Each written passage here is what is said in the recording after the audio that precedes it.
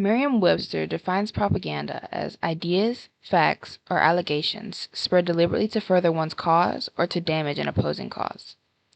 On the other hand, Cuphead is a 2017 retro-style game created by the Canadian animation studio MDHR. What do these things have in common? Well, in addition to 1920s animation and cartoons, Cuphead also draws significant inspiration from anti-American Japanese propaganda. It sounds ridiculous, but one of the most memorable aspects of the game was taken directly from a propaganda film. A brawl is surely brewing. You're up! Cuphead is a classic 1920s-inspired run-and-gun game, complete with 2D animation and retro arcade game-style boss fights that require the user to memorize attack patterns and also come up with counterattacks. The game's story involves two brothers, Cuphead and Mugman, both with dishes for heads, who accidentally gamble with the devil and lose, being forced to collect the souls of the devil's runaway debtors, as stated by the Cuphead wiki. The actual gameplay is very reminiscent of games like Contra, Super Mario World, and Street Fighter III. It's a platformer X shooter with very difficult boss levels. It's meant to be set in the 1920s and 30s as shown by the jazzy a cappella background music, the noise VCR effect on the game's screen at all times, and the retro animation specifically. But what's significant about the game's animation? Here's a real high-class bout. It's on! Rubber hose animation was a revolutionary discovery in the early 1920s. It involves stretchy cartoonish limbs that move like a rubber hose, as well as over-exaggerated expressions and sound effects. These sound effects are very important to the film industry because before this time period, most movies were silent films with no sound. So the sound effects were really just a really big stepping stone in animation and in film in general. The style of animation popularized cartoons and sparked the creation of iconic characters like Betty Boop, Steamboat Willie, and Felix the Cat. And also it would move on to inspire Walt Disney, Mickey Mouse, and all sorts of different games and characters. It added a whimsical aspect to an already prosperous decade in America.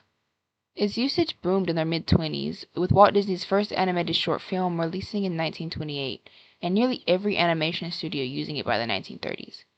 However, its popularity began to decline in the mid-20th century, as animators began to chase realism instead of the goofy, exaggerated mannerisms of the rubber hose style.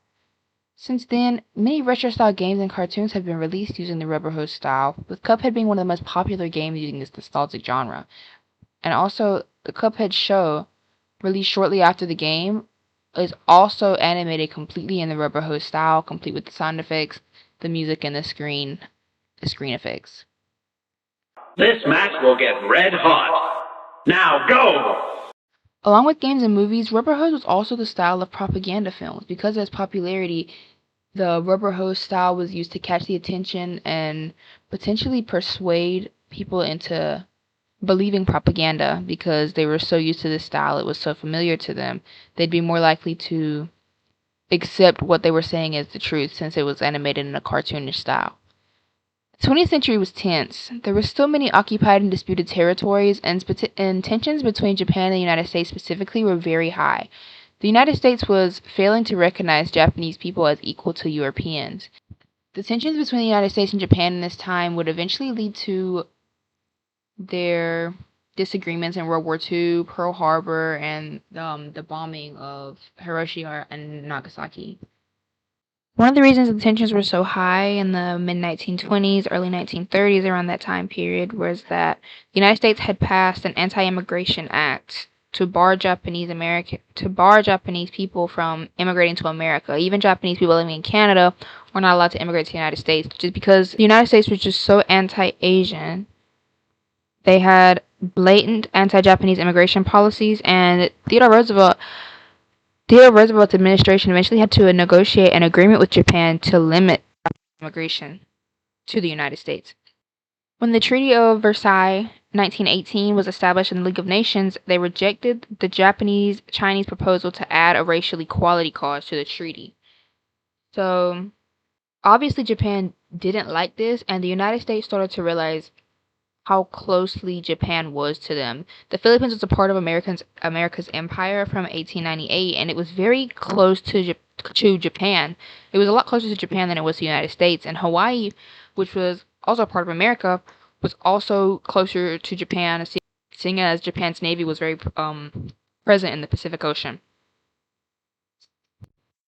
To the United States and Britain, this eventually led to the United States and Britain setting up a security system in the Pacific, and it also allowed Britain to terminate their alliance they had with Japan. And this led to Britain agreeing to remain neutrality if the United States and Japan ever went to war. So this was protecting the United States from a war against Japan. They wanted to try and weaken Japan's power since they knew that the Japanese had some kind of like negative feeling towards them because of all of the anti-Japanese energy in the United States at the time.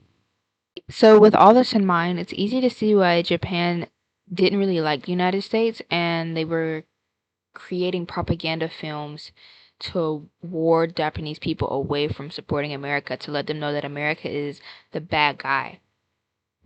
And the 1936 propaganda film Evil Mickey Attacks Japan is an example of that. Just as a disclaimer, most of the information I get about this video come from the YouTube comment section, as this is a very niche topic and there's really not a lot of credible information I can get about it. So the short 1936 Japanese animation Evil Mickey Attacks Japan depicts a lot of Japanese citizens on a beach when Mickey Mouse comes flying overhead carrying a sign that is translated by the YouTube comment section as saying, "Give up your land or evacuate the island." Now this could be the Japanese way of saying America is invading Japan, America's declaring war on Japan, and what the Japanese will do if America ever tries to invade Japan. So in the film, we can see the people are being attacked by Mickey Mouse. He's flying around on some sort of bat, I believe. And in the video, we can see some popular Japanese folklore figures, specifically Momotaro, who is a very popular figure in Japanese folklore. He fights demons and oni with his friends, a talking monkey, a talking dog, and a talking pheasant. We can see him fighting against Mickey Mouse, and there's not really much that he does until later on in the film. We see a man with a cup for a head transform into a tank, and he eventually takes down Mickey Mouse. So this film is obviously about speculating that the United States might invade Japan or try to declare war on Japan, and basically the Japanese government is saying that they will not surrender and that they will defeat the United States if they ever try to attack. Now, what is significant about this short film is the man with the cup for the head was specifically cited as one of the inspirations for Cuphead by the creators. I thought it was awesome how the creators found this random film. I think it was insane. The way they literally used a propaganda film from 1936 as inspiration for a game that they started creating in 2010. This film was not the only thing that the creators took inspiration from, as well as they didn't really take anything more than just the man with the cup for a head. Because if you look at Cuphead, there's nothing really propaganda-like about it. Or Cuphead takes a lot of inspiration from classic cartoons, notably Fleischer Studios, the ones that made Betty Boop and Popeye, and also Walt Disney. So this propaganda film wasn't Cuphead's main inspiration, but I still felt it was necessary to mention because it's kind of crazy how things that we see as cute and innocent today can draw inspiration from some really dark, source material. Knockout!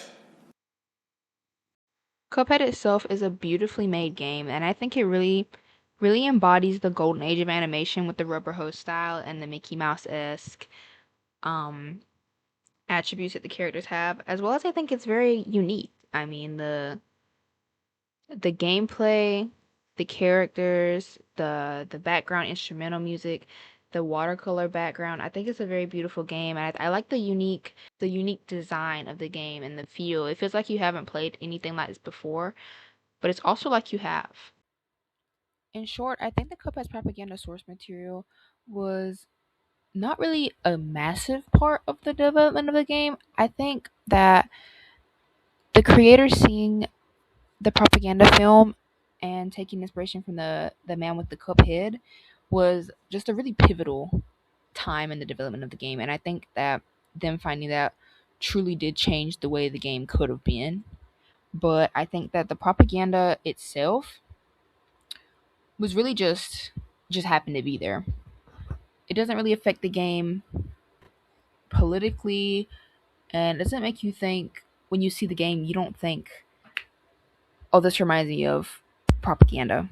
I think they did a really good job at incorporating it into the game without making the game controversial.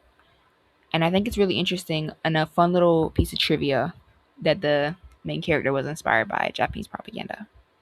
Thank you.